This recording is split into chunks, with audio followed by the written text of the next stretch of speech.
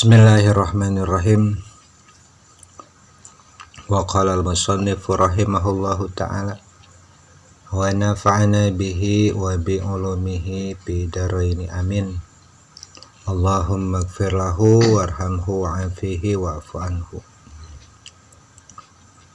Sahabat Desa Channel, alhamdulillah tepangkeun deui urang tina kajian kitab Uqudul Jen. Sakumaha kamari orang terus ngabahas Kangjeng Nabi Ayub diujina ku Allah ngalangkungan 4 perkara. Allah ngawasakeun eta ujian ka iblis, margi iblis uningaeun kumaha sabarna, tetep maca hamdalahna, tetep mujina Kangjeng Nabi Ayub ka Allah. Maka timbul sifat hasudna, iri dengkina, hayang nguji ku tanganna, ku dirina, ngalangkungan ka kawasan Allah, ngalangkungan izin di Allah. Ujian kahiji kamari atos Nabi Ayub diuji ku Allah ngalangkungan tangan iblis, nyata dihancurkeun hartana, kaduana dimautkeun para putrana. Nu katiluna ujian dipaparinkeun Allah teh nyaeta ngalangkungan panyakit, sareng ngalangkungan kaopatna diasingkeun Nabi Ayub ti kaumna. Sumakala saterusna ngucap iblis atanapi mundut munajat ka Gusti Allah, ya iblis kumargi ujian kahiji ngalangkungan hartana dilenyapkeun, urang kalihna dilenyapkeun, tetep we ieu Kangjeng Nabi Ayub sabar, tetep istiqomah tina kaimananana, tetep istighfar ka Gusti Allah. Sumakala saterusna ngucap iblis munajat ya iblis ka Gusti Allah, salitni saur iblis ka Gusti Allah, mugi Gusti ngawasakeun, mugi Gusti ngijinan ka abdi ala jasadihi kana rek ngagoda nguji kaula kana jasadna Kangjeng Nabi Ayub ngaruksak, maksudna mah nyere panyakit. Faqala maka ngadawa Allah salatuka ngawasakeun kaula ka anjeun, maksudna mah ngawasakeun Allah kana nyobana Allah ka Kangjeng Nabi Ayub ngalangkungan tangan iblis, ngalangkungan pagaweana iblis jeung sapara kancana ala jasadihi kana jasadna Ayub, goero qalbihi salian hatina Nabi Ayub, walisanihi sareng lisanna Kangjeng Nabi Ayub, wa aqlihi sareng akalna Kangjeng Nabi Ayub. Fazahaba maka indit ya iblis ila Ayub ka Nabi Ayub, wajadahu maka mendakeun ya iblis ka Nabi Ayub sajidan, Nabi Ayub nuju sujud ibadah ka Gusti Allah. Paja maka madatangan ya iblis min kibali wajihi di arah-arah payunana wajah Kangjeng Nabi Ayub, wa nafahot terus niupkeun ya iblis pi man kharaihi kana dua liang pangambungna Nabi Ayub, nafhatan kana kalawan hiji tiupan. Ista'ala maka saparantos niupkeun eta iblis kana dua pangambungna Nabi Ayub, ista'ala maka Nabi Ayub ngerasakeun panas minha ku eta tiupan iblis, jasaduhu naon jasaduhu jasadna, jadi langsung badanna teh panas saparantos ditiup ku iblis pangambungna. wa waqa'a sareng tumiba bihi dina jasadna Nabi Ayub naon haqqatun rasa ateul atau nabi penyakit ateul juga rateul we cenah fahakaha maka gagaro Nabi Ayub kana eta penyakit na ateul bi adfarihi kalawan pirang-pirang kukuna hatta sakoto sehingga maruragan atawa laas atawa saep ieu kuku teh kulah tegesna sakabehna gara-gara ngagaro eta penyakit sakeung ngagaro eta kulit nu tina badana Kangjeng Nabi Ayub saking ku ateul-ateulna. Sumahakaha saterusna ngagaro Nabi Ayub kana eta nu ateul saparantos ku kunalaas seep maruragan terus Kangjeng Nabi Ayub gagaro bil masbuhil khosyati kana panggosok anu kasar beda anu kasar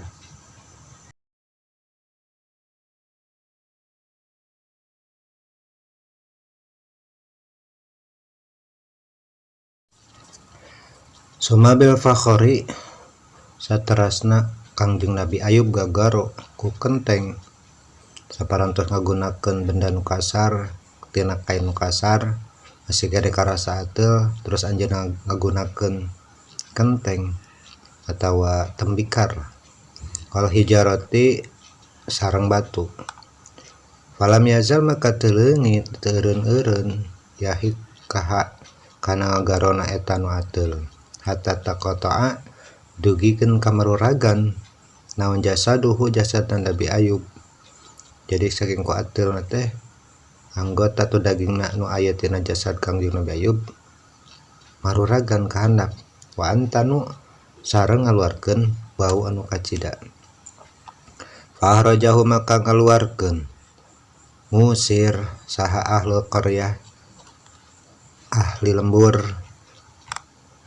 wajaluhu jeung ngajadikeun eta napi nyieun ieu ahli qaryah kana Nabi Ayub ala kunasatin kana hiji saung lahu milik ahli qaryah wajalu sareng ngajarantenkeun ya ahli qaryah lahu kana Nabi Ayub arisan hiji rungkun hahalang wahajarahu jeung ngajauhan kana Nabi Ayub sah annasu sadaya manusia kullahum tegasna mah sadaya manusia ila jauh-jatuhu angin bojona Nabi Ayub al-musammatu anu namina rahmatan siti rahmah saparantos ngaluarkeun bau diusir tah Kangjeng Nabi Ayub di lemburna kusabab masyarakatna teu kiat ngambe bauna nu kaluar tina daging anu maruragan tina jasadna Nabi Ayub. Fakanat maka kabuktian ya Siti Rahmat tahdimuhu anu ngaladena Nabi Ayub bima kana perkara ya suhuhu anu maslahat nu pantes anu dibutuhkeun ku Nabi Ayub wa ta'tihi jeung anjeunna ngadatangkeun ka Nabi Ayub bituami kana katuangan wa hajarahu sareng ngajauhan oge ka Nabi Ayub teh saha asala sutuladina amanu tilu golongan anu iman ka Nabi Ayub walam yatruku tapi anjeunna teu ninggalkeun agama dinahu agamana Kangjeng Nabi Ayub. Eta opat ujian dipaparinkeun ku Allah. Waruya jeung tina sapalihna riwayah. Ana rajulan aya hiji lalaki saestuna hiji lalaki jaa anu datang ieu rajul ila Umar ka Sayyidina Umar radhiyallahu anhu yasku tingkah narek laporan ieu rajul ilaihi ka Sayyidina Umar hulu qajawjatihi kana awon ahlakna ieu bojona rajul wa qapa terus maka ngadeg eta rajul bibabihi dina lawang pantona Sayyidina Umar yantadiruhu tingkah nangantosan ieu rajul ka Sayyidina Umar pasami'a maka nguping ieu rajul akuping di jero bibina Sayyidina Umar imlatahu ka bojona Sayyidina Umar tasatilu anu nuju nyeuselan atanapi ngoceh lah ngabawelan alahi ka Sayyidina Umar aduh kakesel meureun bilisanihi ku lisanna eta imro'ah wa huwa bari ari Sayyidina Umar eta sakitun cicing teu cumarios jempe weh ngupingkeun cariosan bojona la yarudu teu nembalan Sayyidina Umar alaihi ka esta istrina anu nuju ngambek teh pansarafa maka balik sa'ar rajul ilalaki qailan tingkahna bari ngucapna hate ida kana hada di mana-mana bukti kalakuan teh eta halu amiril mukminina tingkahna amirul mukminin pakai fahali maka kedah kumaha ari tingkah kaula maksudna mah nalika bojo hiji bojo urang lah nuju nyesel nuju ngabawelan ngungkapkeun ka keselna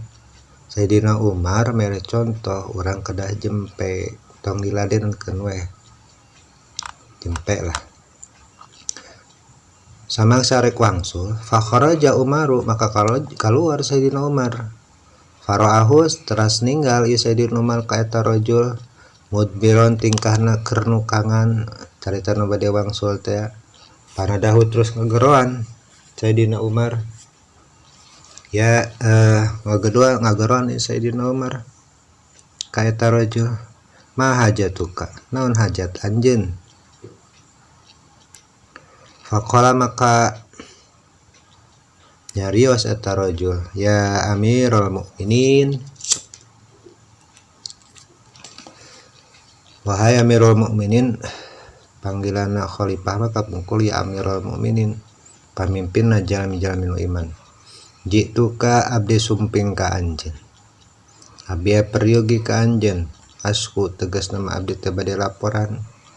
bade konsultasi ilaika ka anjeun ulo qajajati kana masalah awonna akhlak pamajikan abdi pasti tolatiha sareng cerewetna pamajikan abdi alaya ka abdi asami itu maka nguping abdi jaut jata ka bojo anjeun Sayyidina Umar kadzalika sapertos kitu kejadian tadi faraja tuka maka bade uih deui abdi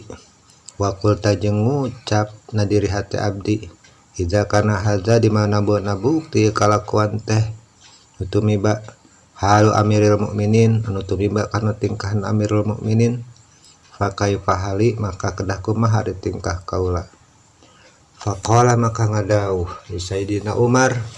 faqala maka ngadauh lau ka rajul sa Sayyidina Umarun Sayyidina Umar ya akhi hai saudaraku hai dulur ini saestuna ari kaula hasta ihtamal kuha duha nanggung sabar kaula ka istri kaula tamal tuha nanggung sabar kaula ka istri kaula dihukuki karena pirang-pirang hak laha pikeun bojo kaula alayati kaula dihukuki karena pirang-pirang hak laha pikeun bojo alaya ka bojo kaula alaya ka kaula innaha sanyana pamajikan kaula eta tobakhatun anu sok pangmasakeun li ta'ami kana kadaharan kaula khobazatun sok pangnyeunkeun roti lo khobzi kana roti kaula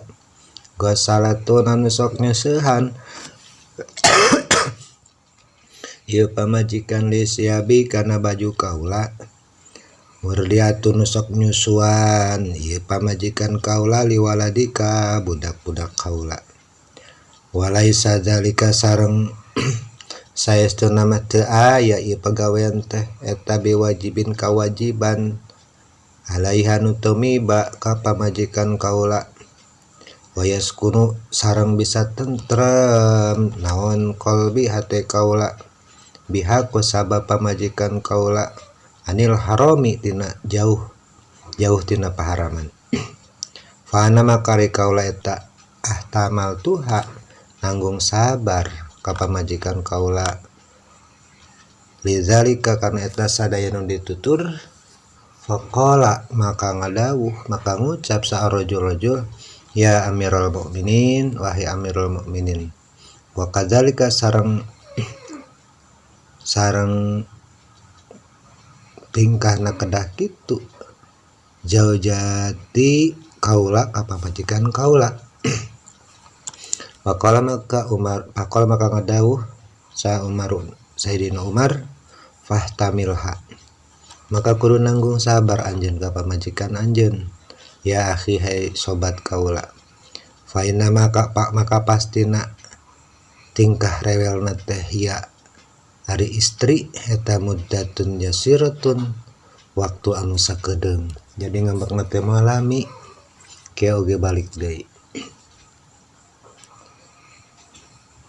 Wa man sabarat an su'i khuluqi zawjiha wallahu alam bi muradi. Kesimpulanana nya urang kedah sabar sabab bojo urang ge awan-awan ge tos seueur jasana ka urang, tos ngurus urang, ngurus anak urang, ngurus kebutuhan urang. Namun manehna nuju arajeuna nuju nyeuselan teh sabenerna mah nyeuselan ngewa, tapi ungkapan kacapena. Jadi kumaha sikap urang nya jempe we lah tong dilawanan, ikuti kemauanana. Da ngambek mah kitu ge muddatun yasirah, moal lila ge balik deui ge bager deui. Hapunten bilih aya awasan kirang tepat cara macana, mudah-mudahan manfaat ka urang sadayana. Amin ya Allah ya rabbal alamin.